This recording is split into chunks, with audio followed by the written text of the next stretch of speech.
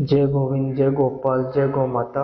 गौ माता को सच्ची श्रद्धांजलि देने के बाद में ये मेरी 8वीं कविता मैंने एक पुरुष के दर्द भरे वाक्य के ऊपर लिखी, एक दर्द भरी कहानी के ऊपर लिखी।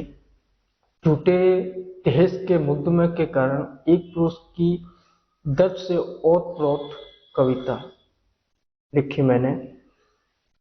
एक इंसान का अच्छा खासा फैमिली परिवार जब टूट जाता है तो उस इंसान की तकलीफ आप समझ सकते हो, उसका कष्ट आप देख सकते हो, समझ सकते हो, किस प्रकार वो हताहत हो जाता है, किस प्रकार वो इमोशनल हो जाता है। तो एक पुरुष के दर्द से ओत-प्रोत कविता है मैंने लिखी, और 21वीं सदी की हकीकत, कड़ी सच्चाइयों को उजागर करते हुए ये मेरी 8वीं कविता।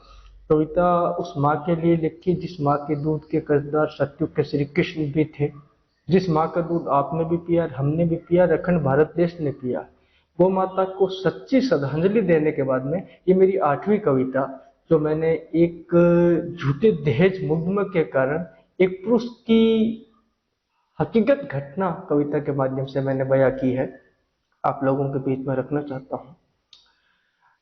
आज से 30 साल पहले, 40 साल पहले शादियां हो जाती थी तो एक फैमिली मेंबर देख लेते थे, और लड़का लड़की देखने का कोई चाल चलन था नहीं, और शादी हो जाती थी। मतलब फैमिली के रजामंदी के कारण एक बच्चे की शादी हो जाती थी, बच्चे को देखने की नौबत भी नहीं पड़ती थी, और फैमिली मेंबर देख के रिश्ता पक्का कर देते। तो एक पैसे वाली घर की लड़की एक गरीब घर के लड़के से शादी हो जाती है, तो वो पैसे वाली लड़की किस प्रकार उस गरीब लड़के को टॉर्चर करती है, उसकी फैमिली को टॉर्चर करती है, तमाम बातें ध्यान में रखकर ये मैं कविता आपके बीच में रखना चाहता हूँ। झूठे दहेज में मुझे दोषी ठहराया, झूठे दहेज में मुझे दोषी ठहराया, आपसी मतभेदों में खिंचाव पाया। झूठे दहेज में मुझे दोषी ठहराया, आपसी मतभेदों में खिंचाव पाया। झूठे मुकदमे में मुझे नीचा दिखाया, झूठे मुकदमे में मुझे नीचा दिखाया। सच कहूं साहब मैंने दहेज नहीं पाया, सच कहूं साहब मैंने दहेज नहीं पाया या नहीं मांगा। क्योंकि एक लड़की ये चाहती थी पैसे वाले की कि मैं अपने हस्बैंड को अलग रह के रहूं। वो सास ससुर को छोड़ना चाहती थी, लेकिन वो पुरुष जो एक पति के रूप में था, हस्बैंड के रूप में था, वो कहता गया कानून से। क्योंकि एक आजकल नारी सशक्तिकरण के ऊपर कानून कुछ ज्यादा अच्छा बन गया है, नारी सशक्तिकरण के ऊपर। क्योंकि आज नारी सशक्तिकरण का हर जगह बोलबाला है। आज भारत देश में अच्छी से अच्छी जगह पे नारी सशक्तिकरण सुशोभित है, और नारी सशक्तिकरण पुरुष शक्ति में कोई समानता है ही नहीं। तो झूठे दहेज में मुझे दोषी ठहराया, आपसी मतभेद में खिंचाव पाया। झूठे मुकदमों में मुझे नीचे दिखाया, सच कहूं साहब मैंने दहेज नहीं मांगा। एक पैसे वाली घर की लड़की अपने पति को किस प्रकार टॉर्चर कर रही है कि मुझे तेरे मम्मी पापा के साथ नहीं रहना, अलग रहना है, अलग दुनिया बसानी है। तो वो हस्बैंड वापिस अपनी बात रखता है थानेदार के सामने या कोर्ट के सामने, कानून के सामने। स्वर्ग से प्यारा मेरा घर था साहब, स्वर्ग से प्यारा मेरा घर था, आपसी रिश्तों में बड़ा स्वाभिमान था।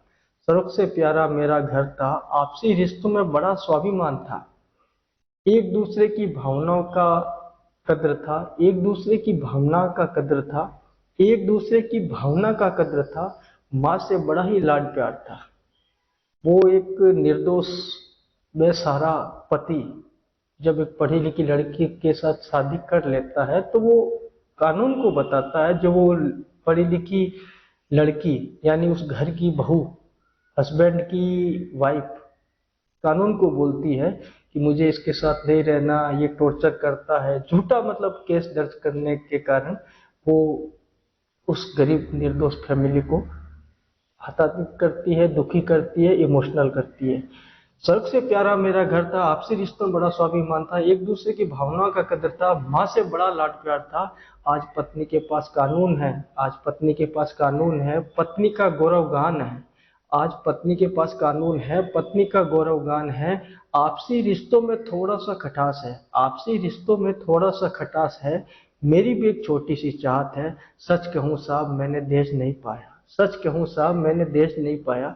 और निर्दोष आदमी कानून के सामने गिड़गिड़ा रहा है कि मैंने देश नहीं मांगा, फिर भी अपनी स्वार्थ सिद्धि के कारण ये हमारे मम्मी पापा को छोड़ने के लिए मुझे मजबूर कर रही है, विवश कर रही है।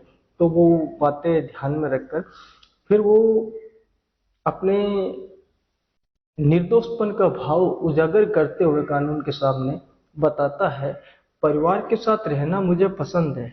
वो लड़का बोल रहा है, परिवार के साथ रहना मुझे पसंद है, माँ की गरिमा बनाए रखना मेरा धर्म है।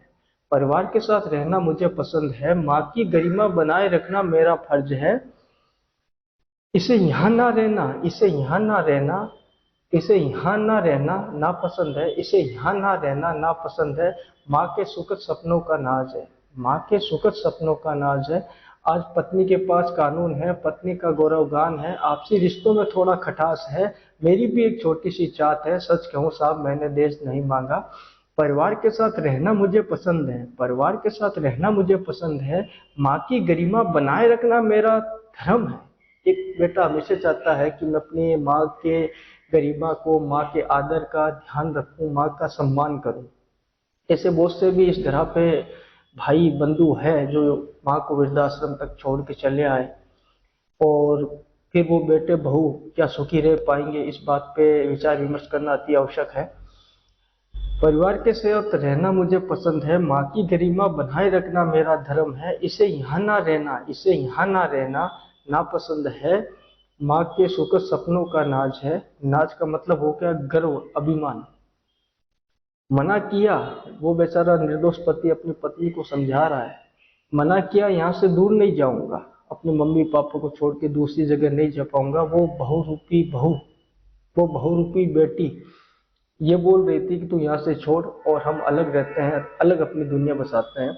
तो वो निर्दोष बेचारा पति, हस्बैंड बोल रहा है मिसेज को, अपनी धर्म पत्नी को, मना किया यहाँ से दूर नहीं जाऊंगा, रोज रोज की खटपट बर्दाश्त नहीं कर पाऊंगा। मना किया यहाँ से दूर नहीं जाऊंगा, रोज रोज की खटपट बर्दाश्त नहीं कर पाऊंगा। पत्नी के मायके से फोन आया, पैसे वाले बाप की बेटी थी। पत्नी के मायके से संदेश आया, पत्नी के मायके से संदेश आया, दहेज लोभी का दंड दिखलाऊंगा। पत्नी के मायके से संदेश आया, दहेज लोभी का दंड दिखलाऊंगा। पत्नी ने वो सारा कर दिखाया, पत्नी ने वो सारा कर दिखाया, लड़ाई झगड़े में मुझे नीचे दिखाया। पत्नी ने वो सारा कर डाला, लड़ाई झगड़े में मुझे नीचे दिखाया। दहेज लोभी मुझे बतलाया, दहेज लोभी मुझे बतलाया। माता पिता भाई बहन को नीचे दिखाया, माता पिता भाई बहन को नीचे दिखाया। सच कहूं साहब मैंने देश नहीं पाया, सच कहूं साहब मैंने देश नहीं पाया। माँ ने प्यार से ममता की बातें समझाई। एक सास अपनी बहू को समझा रही है, बेटा मेरा तो क्या है, उम्र बीत गई है, कुछ सालों के बाद में ईश्वर को प्यारा हो जाना है, शरीर वैसे ही शीतल पड़ गया है और बुढ़ापा नजदीक है, मौत के करीब हूँ, मत उजाड़ मेरा घर, तू यहीं रहे आराम से खा पी। वो एक निर्दोष सासू माँ, सास उस बहुरूपी बेटी को समझाती है। माँ ने प्यार से ममता की बातें समझाई, माँ ने प्यार से ममता की बातें समझाई, पत्नी को तनिक भी रास न आई। माँ ने प्यार से ममता की बातें समझाई, पत्नी को तनिक रास न आई। चंद दिनों में चले जाना, वो सासू माँ बोल रही है अपने बेटे रूपी बहू से, बेटा मुझे चंद दिनों में चले जाना है, ईश्वर को प्यारा हो जाना है, मेरा बुढ़ापा नजदीक है, क्यों मेरा घर खराब कर रही है, क्यों मुझे दुखी कर रही है। लेकिन वो पैसे वाली बाप की बेटी एक भी बात नहीं सुनी। माँ ने प्यार स्नेह ममता की बातें समझाई, पत्नी को तनिक रास न आई। चंद दिनों में चले जाना, चंद दिनों में चले जाना, बेटी मुझसे दूर ना हो ये बतलाई, बेटी मुझसे दूर ना हो ये बतलाई। जब एक बेटे का घर जब टूटता है, जब बेटा हताश होता, निराश होता, सबसे ज्यादा दुख उस माँ को होता है जिस माँ ने उस बच्चे को पाल पोस के बड़ा किया, जिसके लिए उसने कई ख्वाब देखे, कई सपने देखे। जब उस माँ के सपने टूट जाते हैं, वही बेटा वही बहू अगर उसी माँ को वृद्धाश्रम में छोड़ के चले आते हैं, उस माँ के दिल पे क्या बीतेगी, क्या वो बेटा, क्या वो बेटी रूपी बहू सुखी रह पाएगी। इस बात को सोचना, समझना, विचार करना बहुत जरूरी है। आज 21वीं सदी में ना जाने ऐसे कई ऐसे बेटे हैं, कई ऐसी बहुएं हैं जो अपने स्वार्थ सिद्धि के कारण, अपने आनंद के कारण सास ससुर को छोड़ के अलग हो गई है, माँ बाप को छोड़ के अलग हो गए हैं। और वृद्धाश्रम की संख्या दिन दूनी रात चौगुनी बढ़ती जा रही है, बढ़ती जा रही है, बढ़ती जा रही है। तो कहने का मतलब मेरा यही है कि क्या वो बहुरूपी बेटी एक दिन सास वो भी बनेगी? एक वो बेटा जो एक माँ को वृद्धाश्रम को छोड़ के आता है, एक बहुरूपी बेटी माँ को, सास को, ससुर को वृद्धाश्रम में छोड़ के आती है। सास माँ के समान ही होती है।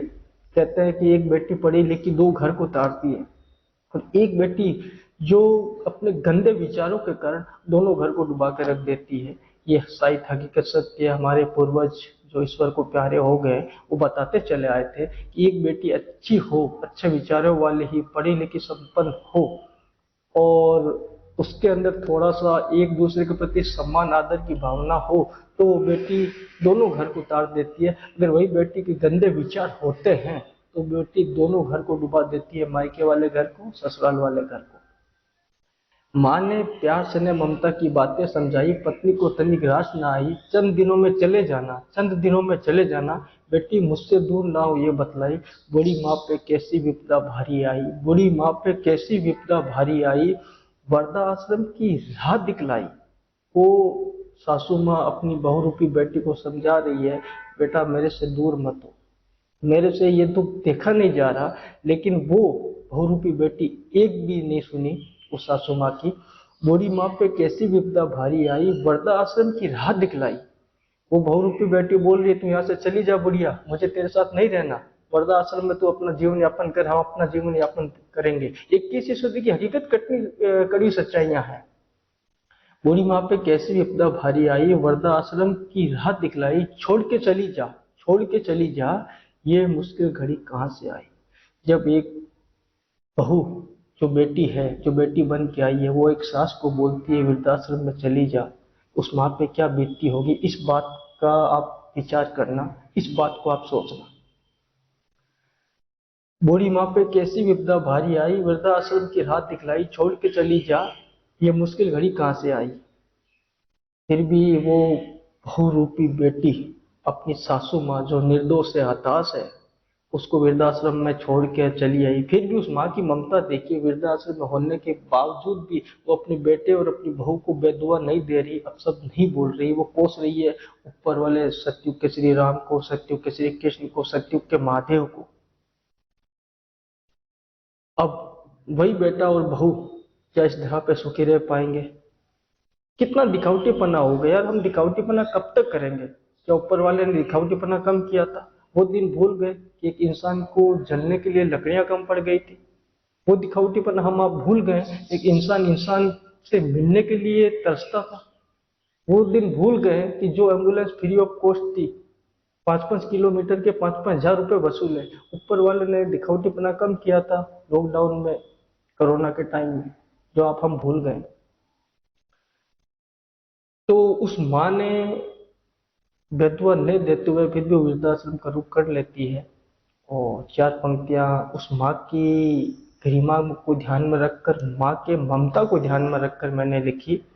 नन्हे मुन्ने से बात करने की मन में आई। वो सासू माँ बेटे बहू से अलग हो गई है। वो निर्दोष पति हाथ जोड़ते जोड़ते, मन्नतें मांगते मांगते रह गया कि मुझे अपनी माँ को, अपने पिता को, अपनी फैमिली को छोड़ के कहीं दूसरी जगह नहीं जाना है।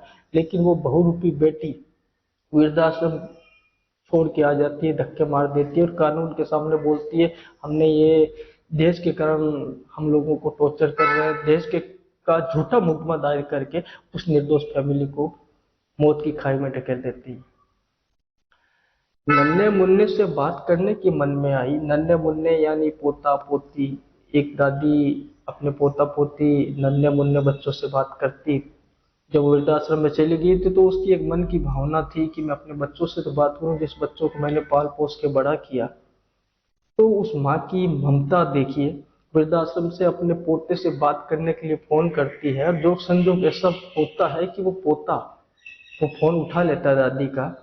तो नन्हे मुन्ने से बात करने की मन में आई, बातों बातों में लंबी दुआ निकल आई। नन्हे मुन्ने से बात करने की मन में आई, बातों बातों में लंबी दुआ निकल आई। दादी कब आओगे, दादी कब आओगे। एक पोता जब दादी की बात सुनी तो वो बच्चा क्या जाने, वो तो एक दादी के रूप में उसको देखा। तो उस बच्चे ने बोल दिया, दादी कब आओगे, दादी कब आओगे। किचन से आवाज आई, फोन रख फोन रख फोन रख। नन्हे मुन्ने से बात करने की मन में आई, बातों बातों में लंबी दुआ निकल आई। दादी कब आओगे, किचन से आवाज आई, फोन रख फोन रख फोन रख। तो आप समझ सकते हो किचन में किसकी आवाज आ सकती है। तो कहने का मतलब यही है कि आज 21वीं सदी में एक दिखावटीपना कुछ हद से ज्यादा हो गया है, और उस दिखावटीपने को ध्यान में रखकर ये मैंने 8वीं कविता गौ माता को सच्ची श्रद्धांजलि देने के बाद में मैंने लिखी। बस यही कहना चाहता हूँ कि एक बहुरूपी बेटी से कि अपनी सास को वृद्धाश्रम में मत छोड़ के आना, क्योंकि उसकी जब दिल रोएगा ना, तो वो शायद बेटा, वो बहू, वो बच्चे कभी जिंदगी में सुखी नहीं हो पाएंगे, क्योंकि माँ से बड़ा इस धरा पे कोई नहीं है। इस धरा पे माँ एक ईश्वर के अवतार में है, ईश्वर के रूप में है। अगर माँ की सच्चे दिल से हम दुआ नहीं ले सकते तो बेदुआ लेने का भी अधिकार हमारे पास नहीं है, आपके पास नहीं है। इसी शुभकामनाओं के साथ मैंने ये आखिरी कविता लिखी। बस गौ माता को अच्छी सुरक्षित गौशाला मिले और वृद्धाश्रम वाली माँ को किस प्रकार खुशियां मिले, इस बात पर विचार विमर्श किया जाए। और तमाम दोस्तों से यही कहना चाहता हूँ, माँ से बड़ी ना धन है, ना रुपए है, ना पैसे है, ना कोई शोहरत है। माँ इस धरा पे साक्षात ईश्वर के रूप में है। माँ का सम्मान करें, माँ का आदर करें। इसी शुभकामनाओं के साथ पुनः हाथ जोड़कर वंदन करना चाहता हूँ, प्रणाम करना चाहता हूँ। जय गोपाल।